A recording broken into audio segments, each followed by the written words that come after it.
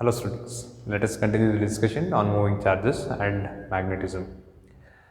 In the last class, the discussion was about a very important device which is called cyclotron, and this cyclotron is used to accelerate positively charged particles, right? And it has its own applications to get the particles to get high energy particles.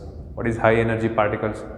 Particles with high kinetic energy, right? No other kind of energy is discussed here. So particles with high kinetic energy, which means particles of large velocities.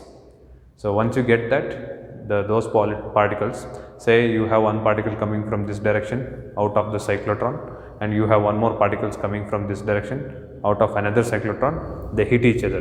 Once they hit each other, plenty of interatomic internuclei particles will come out of it, okay? And then those nuclei, interatomic particles are studied, okay? By using the spectrometers, we will study them.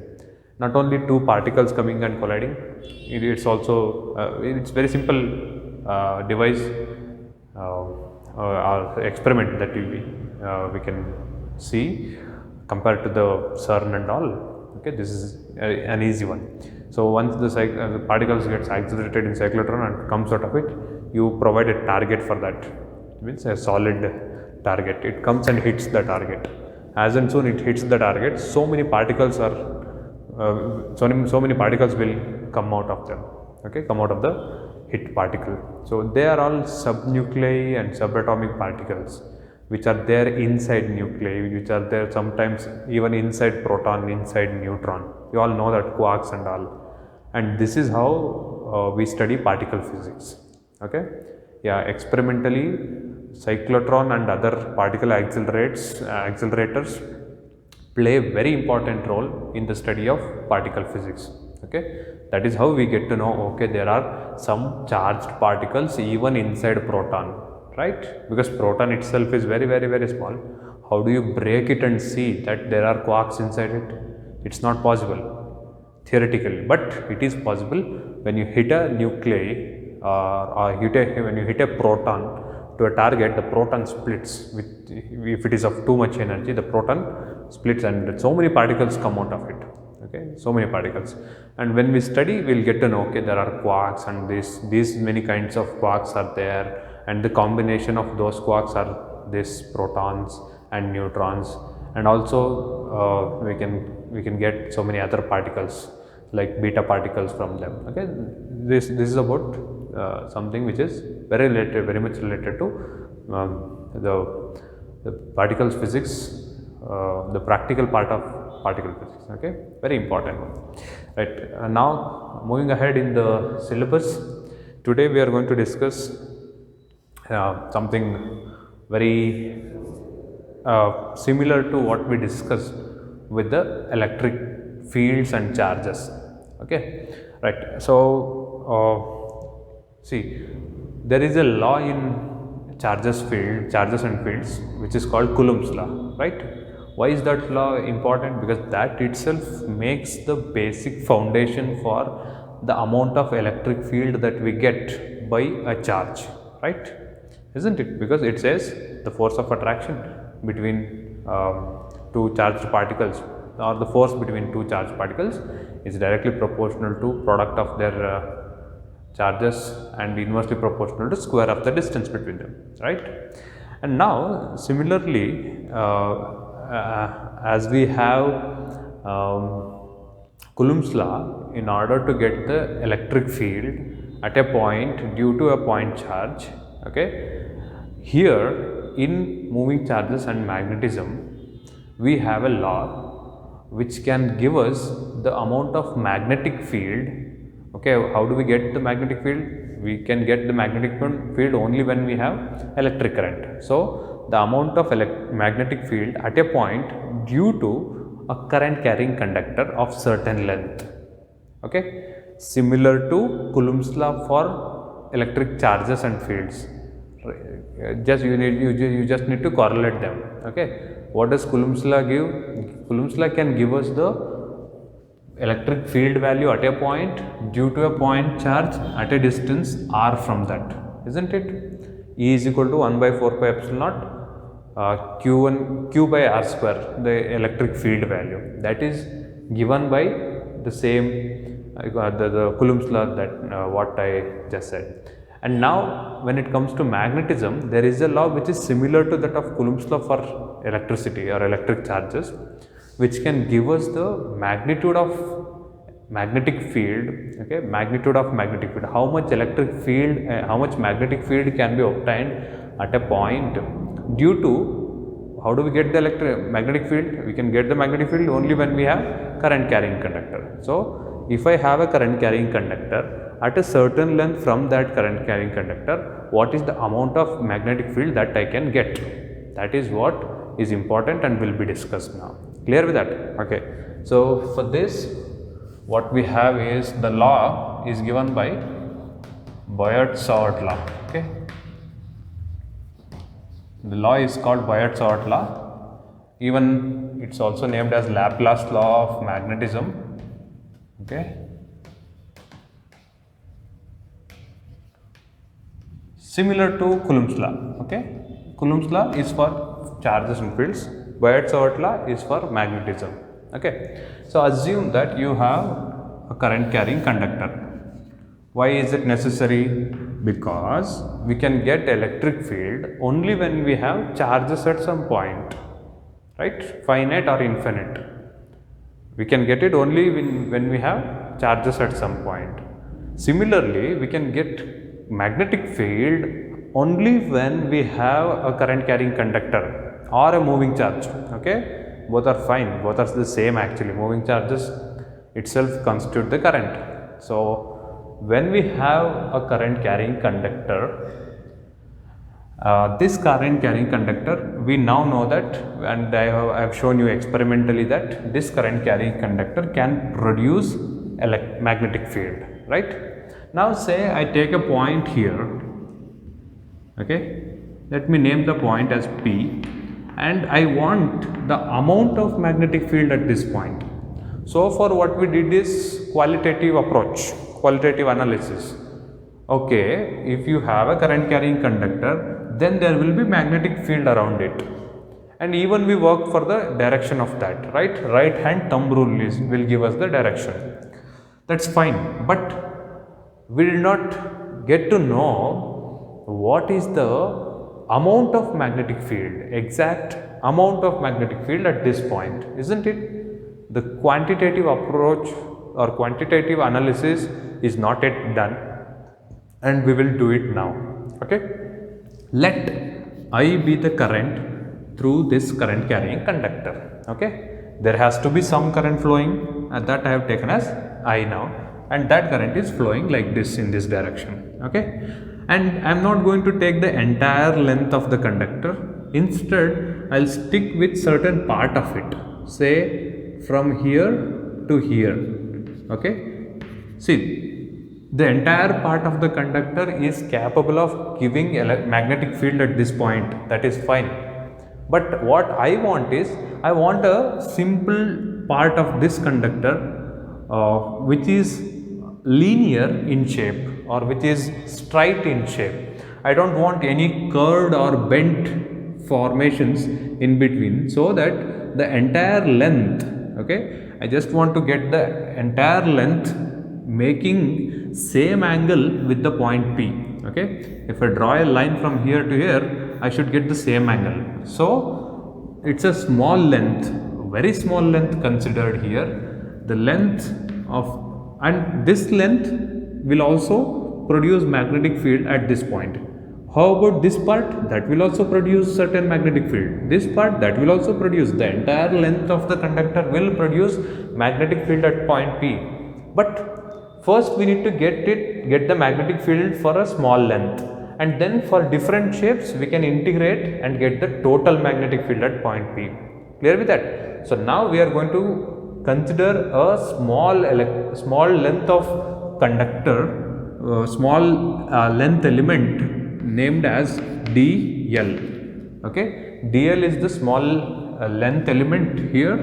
What is the direction of dl? I itself is the direction of dl. So this is what is the direction of length element considered, dl. Okay, clear? So now we are going to get the magnetic field at point P due to the current flowing through this much of conductor. We are not going to consider the entire conductor, instead only this much of conductor. Okay, right. Now this is the point where we need to get the magnetic field, and this is the length of the conductor that we have considered, and I is the current through the part of the conductor chosen, right? Length element has current I flowing, amount of current. And now, as I say, there should be a single angle. So now I will draw a line from the length element to the point. Okay, from the line element to the point. Or I think since this is solid line representing since the solid line represents the conductor, let me draw it in a dotted line. Okay, can you see that? Yes. So this dotted line represent the length or the distance from the line element, the line element or the part of the conductor chosen, okay, to the point where we need the magnetic field. And now let r be the distance. Okay, r be the distance from the length element and the point P where we need the magnetic field. Clear with all the factors? And one more thing is, let theta be the angle between dl and r. How is r directed? R is directed from length element towards P. Okay, and now what is theta? Theta is this angle. Okay, so if P was here, theta would be acute. If P is here, theta would be 90 degree. Since P is here, the point where I need the magnetic field is here, so theta is obtuse now. Okay, that depends. This is some random case that I have chosen. So now these are the considerations. Let dl be the length element chosen in a conductor carrying current I, and P be the point where we need the magnetic field, and R be the length or distance from length element to the point P, and theta be the angle between dl and R. Okay, both dl and R are vectors here. Clear? These are the considerations. Now at point P there should be certain magnetic field, right? But as I say, we cannot get the entire magnetic field at point P, because not only this part, even this part, the entire conductor will have the influence, and hence there will be a greater magnetic field at this point P, right? And we are not considering all those points, all the parts of the length. So let me take dB, okay, dB be the small magnetic field, a small magnetic field produced at point P due to the current I flowing through the length element dl. Clear with that? So we have current I flowing through length element dl. Okay, so dB is the magnetic field produced only due to this much of length. Okay, we are not considering this. If we consider all the parts, the entire length, then we can say totally B is the magnetic field at point P. Okay, because we generally represent B as the symbol for magnetic field. Here I chose dB. Why? Because dB is the small magnetic field produced due to the small length element chosen. Okay, that is why. Once we consider the entire length, then we can replace it by B directly. Okay, right. So now I can come to Biot-Savart law or Laplace law of magnetism. So Biot-Savart law says the magnetic field at a point, okay, the magnetic field at a point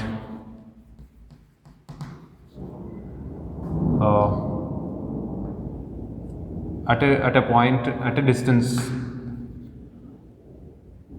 situated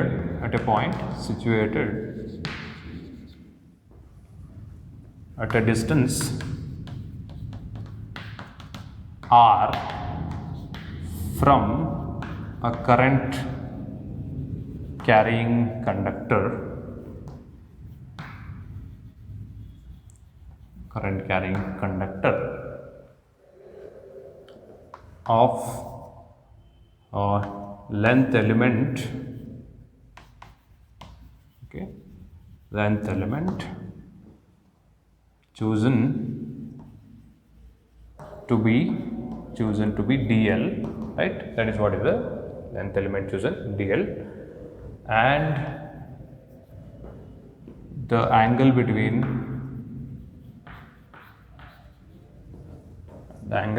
dl and r is theta,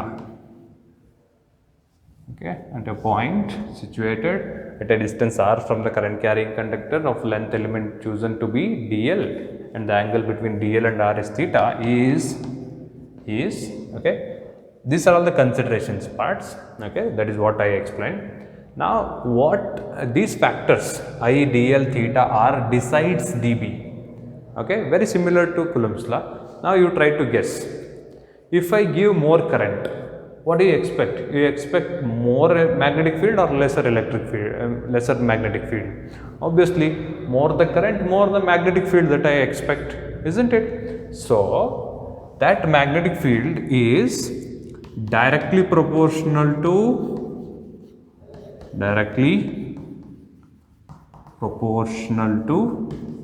the current flowing through the conductor, okay, current flowing through the conductor, right? Next, what do you think of dl? Okay, if I choose more length, will the magnetic field be more or less? More the length, more the magnetic field, obviously, isn't it? Because smaller the length, if I choose very small length, I can expect a very small magnetic field.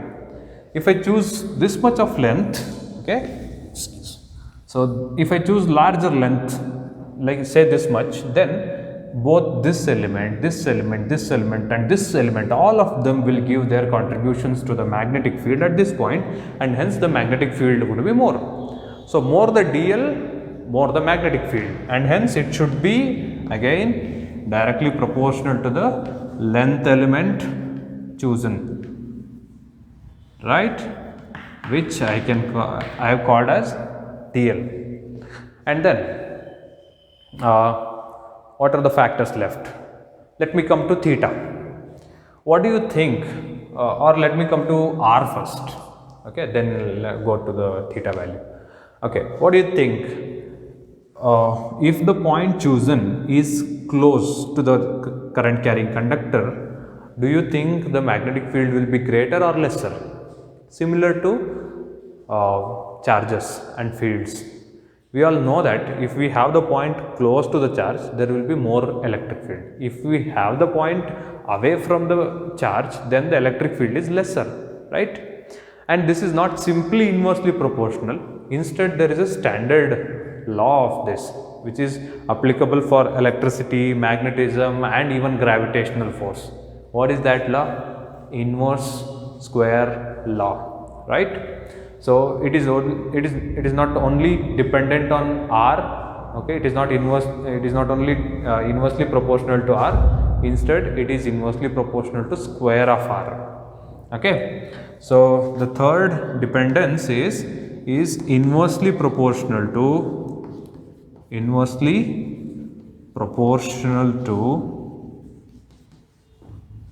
the square of the distance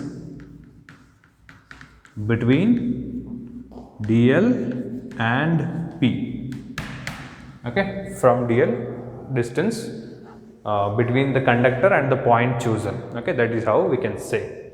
So it's inversely proportional to square of the distance, which is r squared, right? And the last dependence, this I'll directly take and then interpret. So then comes the factor theta. The magnitude of magnetic field is directly proportional to sine of the angle between dl and theta, okay. So now you try to interpret, theta is the angle between them, right? And if this theta is 180 degree, which means if I want to get the magnetic field exactly on the conductor at this point, okay, what is the amount of magnetic field that we can expect? Since the point lies on the conductor itself, the magnetic field will be 0, okay. And if I take the angle again, make it 0, again the point lies on the conductor, okay. When I take the point exactly on the conductor, then the magnetic field is again 0, and any other angle will give certain magnetic field, but the angle, when the angle is 90 degree, we can get maximum magnetic field. If you can remember, that is why I kept the plane normal to the current carrying conductor. Remember the experiment of first session of this chapter. I kept the current carrying conductor normal, exactly normal to the plane of the paper or the sheet chosen. Okay, so theta will also play its part, and the amount of magnetic field is directly proportional to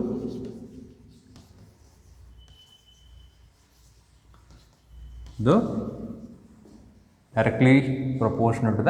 angle between dl and sine of the angle between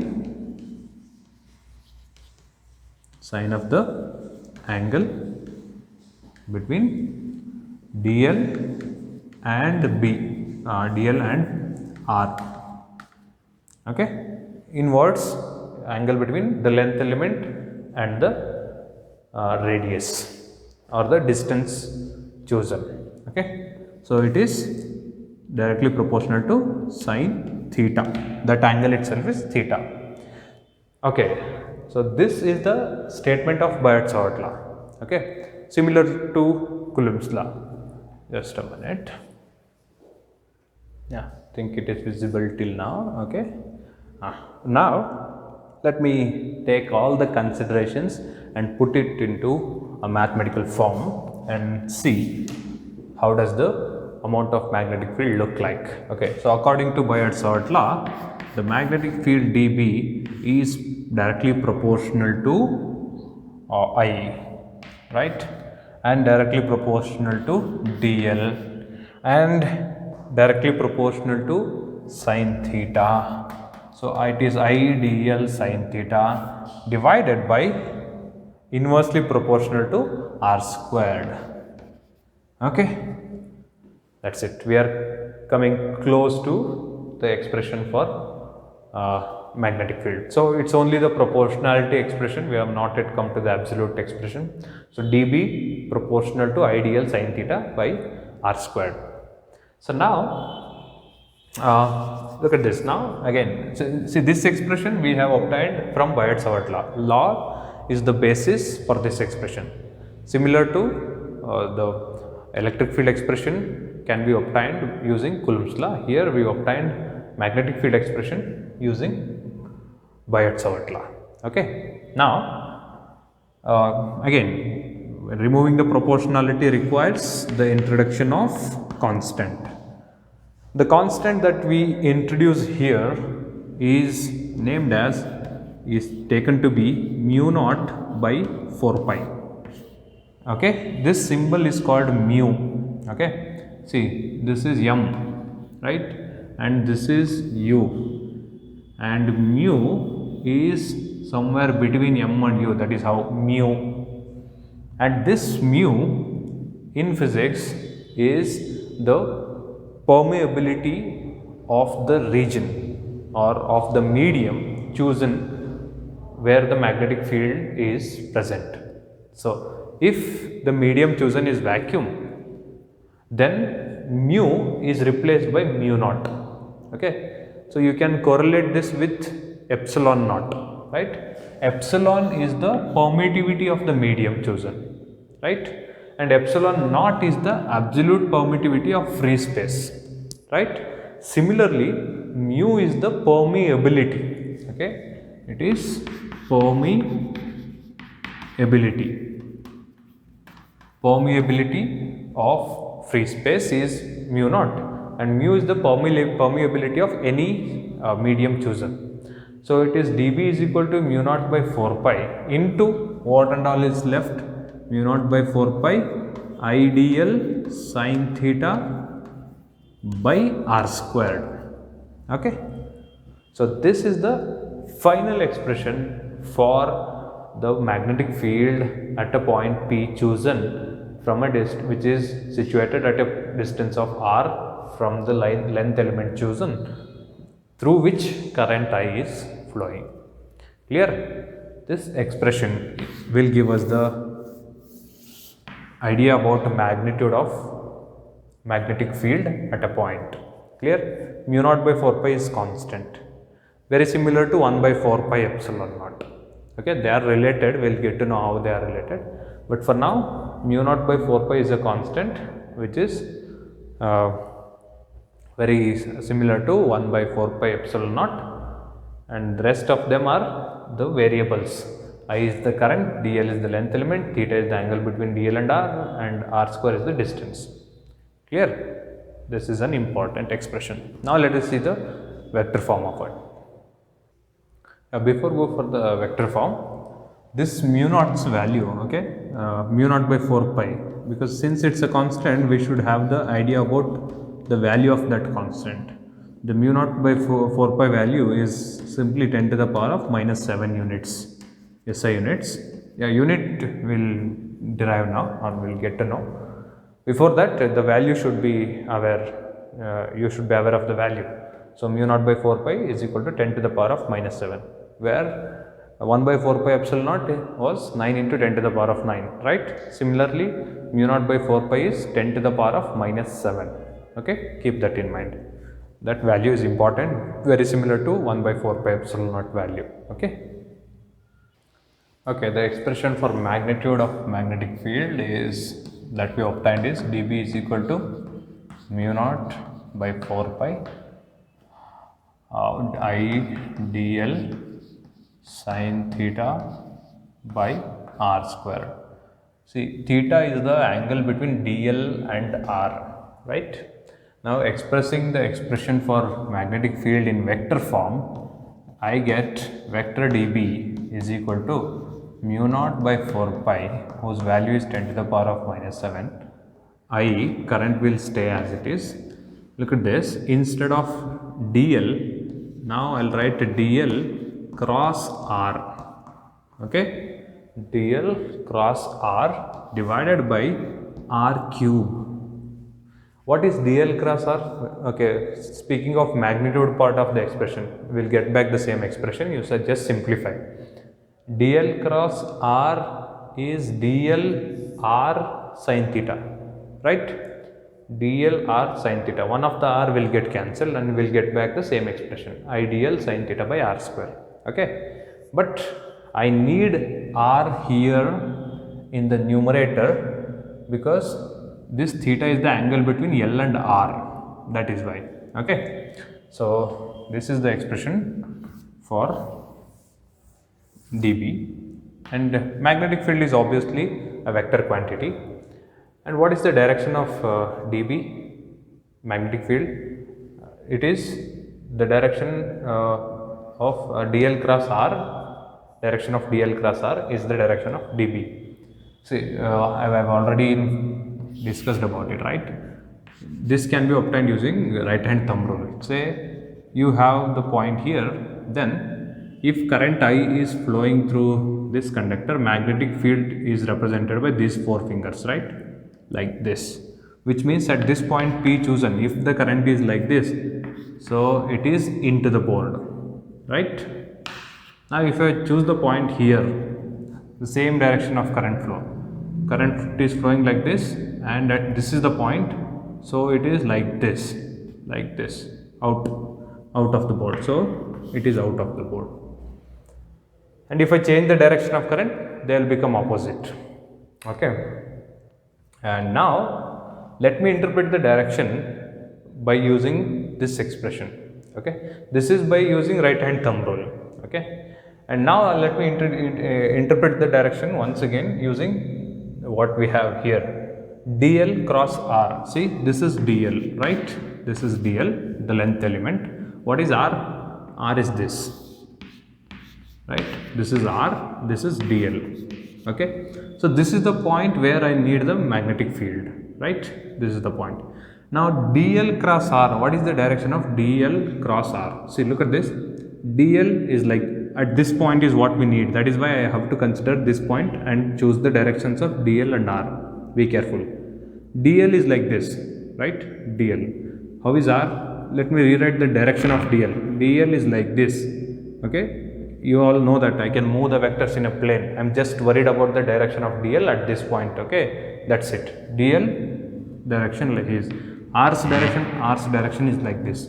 So dl cross r, dl cross r, how is the direction? Direction of b or magnetic field db is into the board, right? dl cross r is into the board. So even when we interpret it from right hand thumb rule simply, or from dl cross r rule, the direction of magnetic field is always into the board at this point and out of the board at this point. Okay, you can apply it. Even if I choose the point here, how is dl directed? Like this. How is r directed? Like this, right? Directions. So it is dl cross r. This is the direction of the magnetic field db. Okay, and how about the special cases? So when theta becomes 0 or 180 degree, then the magnetic field at that point will become 0. This is the minimum magnetic field that can be expected, right? And similarly, when theta becomes equal to 90 degree, dB becomes maximum without actually varying any other quantities like I, dl and r. The maximum value of magnetic field that I can get is this much, which is sin 90 is 1 mu naught by 4 pi I dl by r square. This is the maximum magnetic field. Okay, these are the special cases, and this expression is important, and this is very important. The magnitude part and the direction part is here. Clear? Okay, this is the complete view of the amount of magnetic field and direction of magnetic field when we have a current carrying conductor. Okay. Okay, now what we just got to know is the value or the expression for amount of magnetic field at a point due to a current carrying conductor. Till now the shape of current carrying conductor that we chose was random, right? Any shaped one that we took, and we got the general expression. Now our intention would be to get the value of magnetic field at a point due to a current carrying conductor of particular shape. Okay, a particular shape. So we can consider so many shapes, like I can consider a rectangle shape, right? How do we get the rectangle shaped conductor? You take a wire of rectangle shape, then connect a small battery here. So you have a rectangle shaped conductor with certain current flowing through, right? Very easy. Similarly, I can get a triangle shaped one, hexagon, or even some random shapes and all. But again, the shape that we are choosing now for this particular derivation, which is prescribed for your board syllabus, is a circular shape. Okay. Now we will be having current through a circular shaped conductor, and we will find the magnetic field due to this circular shaped conductor at a point on the axis of this conductor. Okay, at a point on the axis of this conductor. This particular derivation is chosen here for a reason, for a valid reason. Okay, the reason behind this circular shape is that when we go to the study of motion of electrons, okay, that is where we connect. Okay, this is going to help us in connecting moving charges and magnetism to magnetism and matter. Okay, because see, what is a magnet? A permanent magnet which can exhibit magnetic property even without any electric current, right? But the basic law of magnetism says, if you want current, if you want magnetic field, you must have current. What is current? Moving charge, right? So now uh, what does an atom constitute of? Atom has got nucleus and electrons.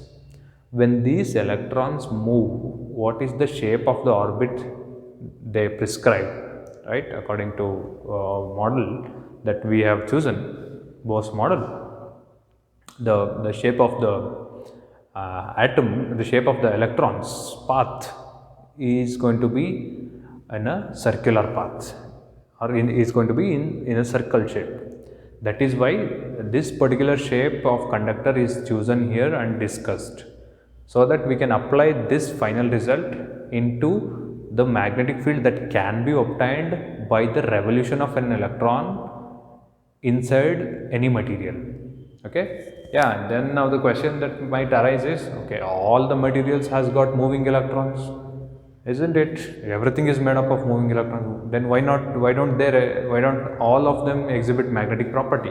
Yeah, we'll discuss and understand everything when it comes to moving magnetism and matter. But this will help us, this particular derivation will help us in connecting to that part. That is why. Okay, right, that's enough. So let me choose a, okay, the derivation is the magnetic field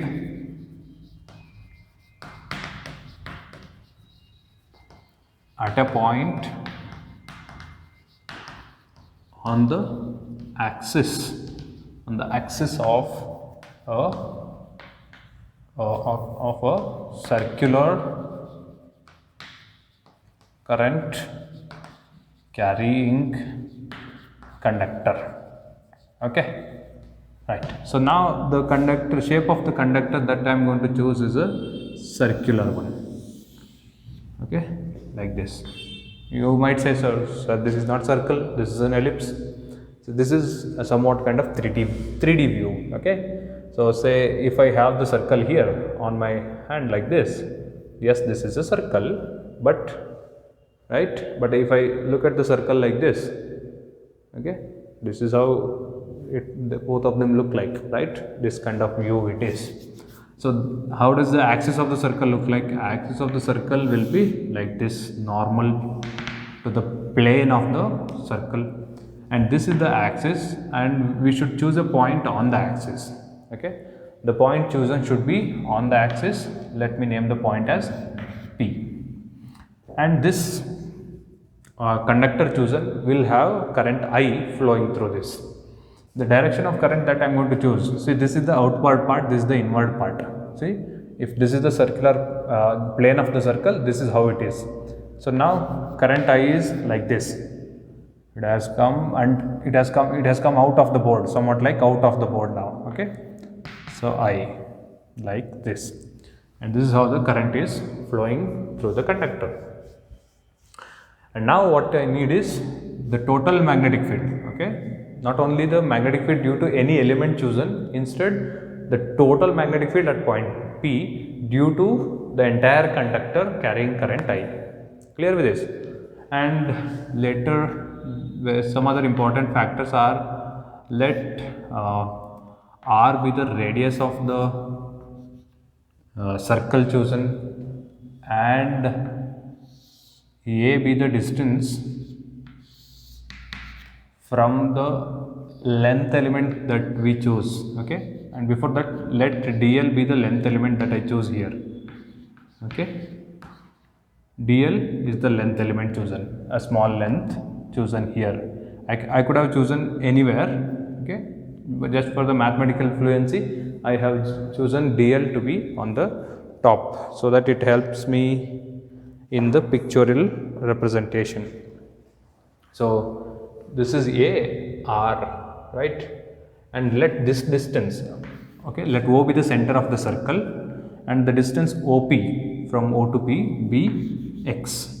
Let X be the distance from O to P. Clear with the considerations? We have a circular loop of current carrying conductor with current I flowing through that.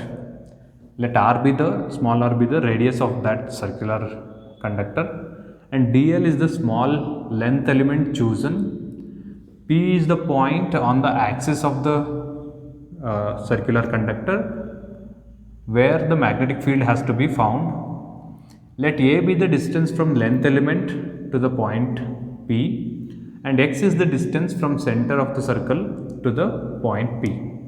And now, okay, this is a straight line. Okay, now what I need is total magnetic field at point P due to the entire conductor.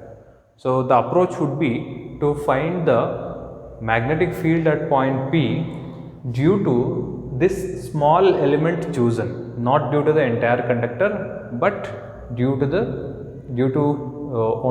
only the small length element chosen here. Okay, only due to this much, not the entire conductor. First we will get the expression for that, then we will integrate the length, and hence we will get the total magnetic field. Clear with the approach? Right. So due to the length element chosen, due to dl, let dB be the small magnetic field. Okay, let dB be the small magnetic field at point P due to a small length element dl chosen on the given conductor. Okay, now let me get the expression for dB, magnitude of dB. dB is equal to, dB says mu naught by 4 pi I dl sin theta by, there it was r square, right? But here the distance from dl to P is not r, instead it is chosen to be a, right? So we have to keep it a, and here it is going to be a square. Okay, right. Now look at this. What we have is the length, distance between length element and point P as a, and hence that is why I replaced r from the previous expression with a. That is fine with the considerations and the diagram. But I do not have the idea about theta. I should get the value of theta. What is theta actually?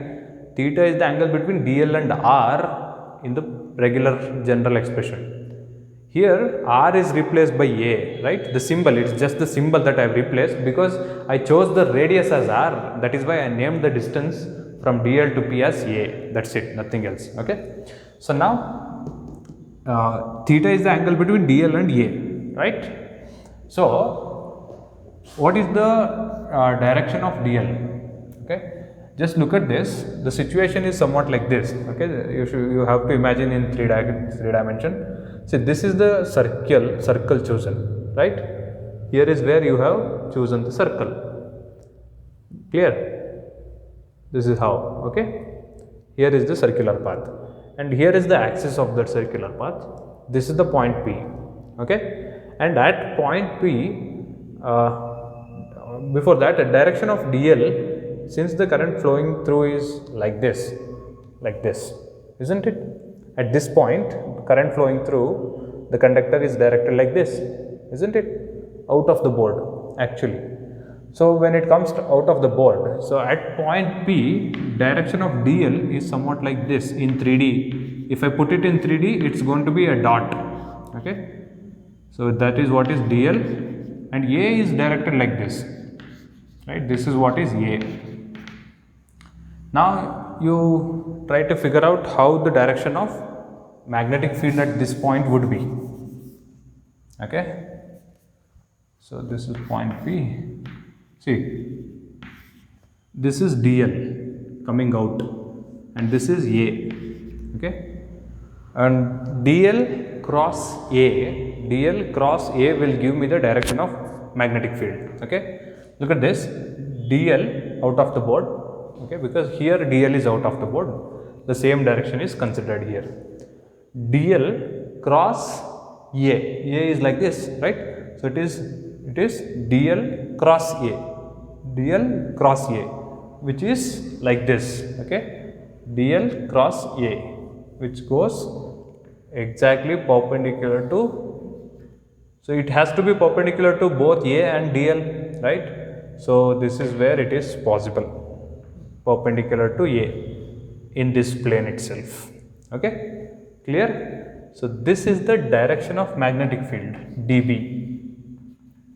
Okay, so I did all this to get the expression for get the direction for dB.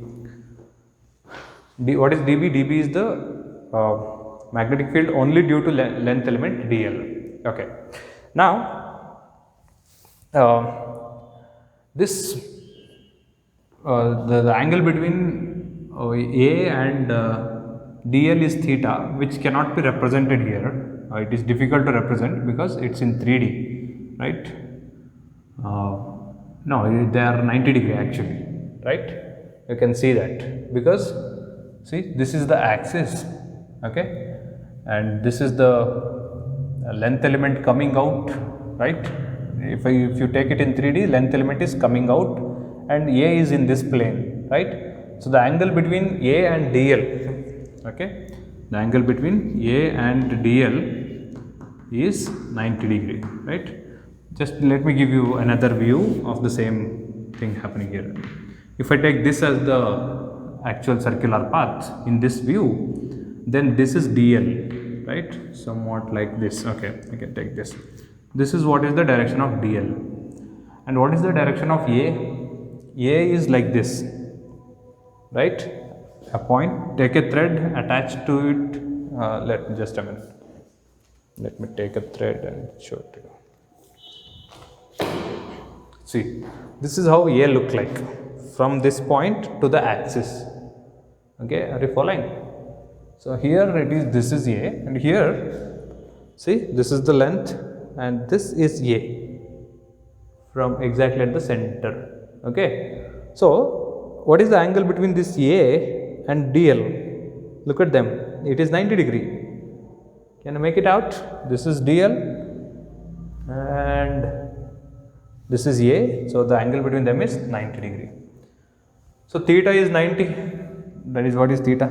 So the expression reduces to dB is equal to mu naught by 4 pi I dl sin theta, sin theta went, what remains is I squared. And now I can split this dB. Okay, let me split this dB into two components. Before I split, I want to define an angle here. Let alpha be the angle, okay, let alpha be the angle between A and X. This is a new parameter that I have defined. Let alpha be the angle between A and X. Now, let me split dB. dB is a vector, the magnetic field vector, and if I split dB into two components, the vertical component of dB will be this, which I can call as dBy, okay, somewhat like y-axis, and the horizontal component of dB shall be taken as dBx. Okay, so now since this angle is alpha, this is 90 degree, so this will be 90 minus alpha, following, and this angle is 90 degree, A and angle between A and B. So this is 90 minus alpha, so this must be alpha again. Clear? So if this is alpha and I split it like this, dBy or the vertical component of dB will be equal to dB cos alpha, and the horizontal component will be equal to dB sin alpha. Isn't it? Following? Right. So there is a reason for splitting it. We'll get to know now. So after splitting, we have two components of them, vertical and horizontal. And when it comes to the vertical components, okay, just your imagination works. Okay. So since the dl that I have chosen is here, I have certain vertical component dB cos alpha here. At the same time, we can also get the dl, one more dl, another length element exactly on the opposite side of it. So this another chosen dl exactly opposite to the first length element will also give us a magnetic field. Okay, if I take the dl here again, this length will be A again, and hence I will have one more magnetic field of dB again, and I can split this dB again. So see, very similar to what we did now, exactly opposite. Okay, this is what is new dl chosen. So this will be the new small magnetic field, and now I can split this dB again into two components. So I can have one more dBx here, and I can also have one more dB cos alpha here, one more dBy here. Following? Because it's symmetric in shape. The circle is a symmetrical shape. I can cut it here. Half of that will give so and so magnetic field vertically here, and lower half will give the give so and so magnetic field in vertical direction like this. Following? So now, if you look at these two components, they are equal and opposite, right? So for every length element chosen, it's only the horizontal component which will survive, and the vertical components will cancel each other. Okay, so due to symmetry, all the vertical components, okay, all the vertical components will cancel, and only the sum of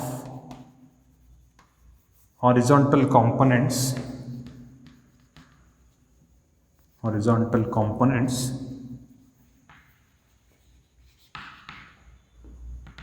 will give the net magnetic field, will give us the total magnetic field.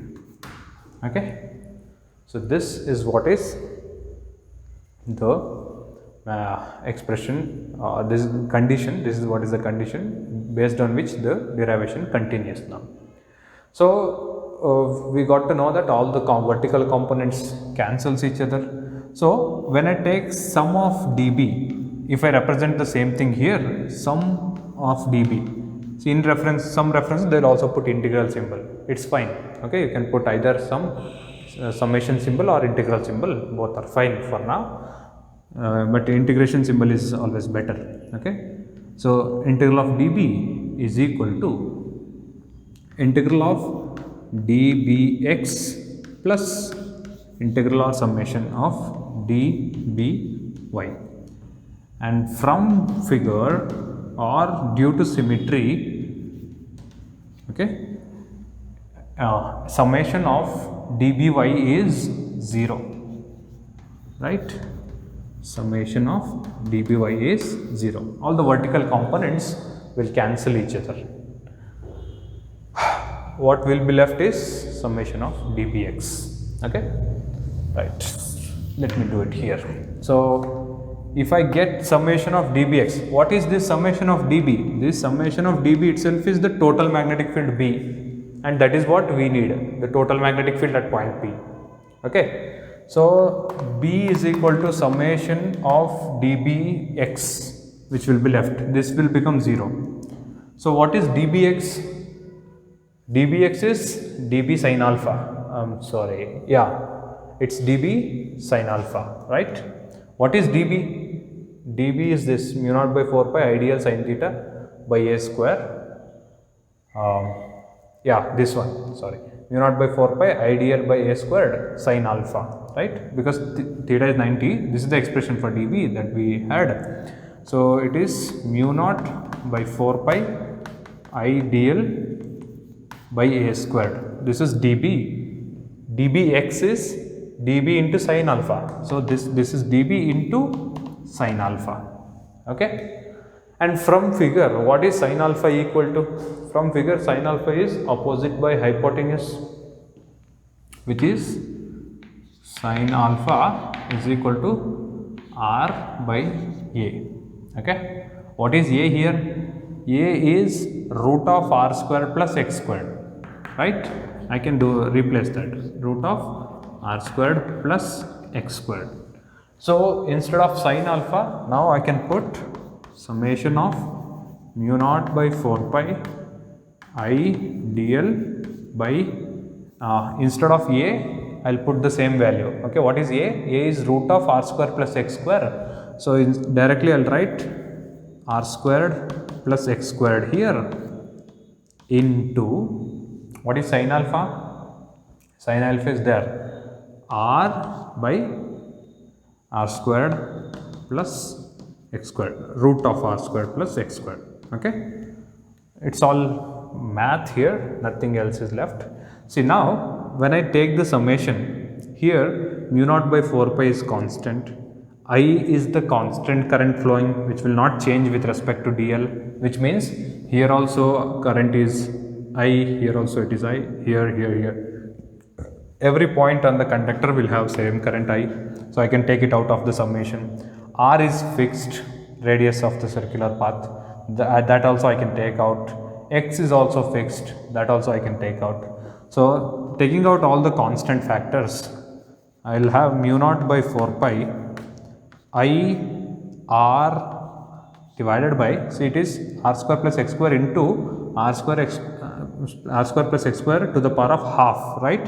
So together it is r squared plus x squared to the power of 3 by 2, right, into dl. Now this dl is the only factor which varies, summation of dl. Following? Right. So now what is this dl? What is this summation of dl or integral of dl? Okay, it's even integral, summation, both are fine. See, you take dl's, the small length elements on continuously on every part of the circle and add them. Then you get the total length of the circle, which is the perimeter of the circle, isn't it? That is what is line integral of dl or integral of dl. You take this dl plus dl plus dl plus dl plus dl plus dl plus dl plus dl plus dl, which is the circumference of the circle, which is 2 pi r. So I can replace summation of dl by 2 pi r, and hence I have the final expression for the magnetic field given by mu naught by 4 pi I r into 2 pi r. Okay, right, let me write this step, I r by r square plus x squared to the power of 3 by 2 into summation of dl is 2 pi r. Okay, just a minute. Now I will write the final expression. Right, the final expression for B is now equal to mu naught by 4 pi into I into r I r squared. Okay, I can write 2 pi I r squared. Okay, 2 pi I r squared divided by r square plus x squared to the power of 3 by 2, r squared plus x squared to the power of 3 by 2. So this is the expression for the final expression for the magnetic field at point P due to a current carrying conductor of what shape? Or circle or circular shape. Okay, clear with the expression, the derivation? It all starts with the considerations. You should just imagine everything in 3D, and the main important thing is splitting this dB. Once you split this, all the dBy's or the vertical components gets cancelled, and dBx is this, will work for dBx, and put it. The only other consideration is summation of dl is 2 pi r, that's it, rest everything is connected, right? Okay, now it's about the direction of magnetic field at this point, which is left, right? You can see it here. The resultant magnetic field will have the direction like this, because all the vertical components got cancelled with each other, only horizontal component left, right? So if I name this direction as x-axis, we generally put I cap as the representative of direction of x-axis, right? I cap, j cap, k cap, in vectors you might have studied. So I can represent or write the same expression in vector form as follows. Vector B, so which is the magnetic field at a point on the axis of a current carrying circular conductor is B is equal to mu naught by 4 pi into 2 pi I r squared divided by r squared plus x squared to the power of 3 by 2 into or just together the direction part I cap. Okay, that's it. This is the vector notation of the given formula. And now how about the simple rule to remember the direction? Okay, once again it's always the right hand thumb rule which will help us. See, you consider the flow of current. See, I have told you that this is going into the board, this is coming out of the board. So I is like this, right? I is like this. So the direction of magnetic field will be like this. So it's again right hand thumb rule. I like this and hence B like this. Okay, right hand thumb rule will give us the idea. If I take this point, even this point will also have the magnetic field, but this point will have the magnetic field in this direction, which means towards the center, because I dl towards the center. This point will have the magnetic field away from the center of the axis. Clear? So this ends the derivation and considerations. Tomorrow we will take up the special cases and continue. Thank you.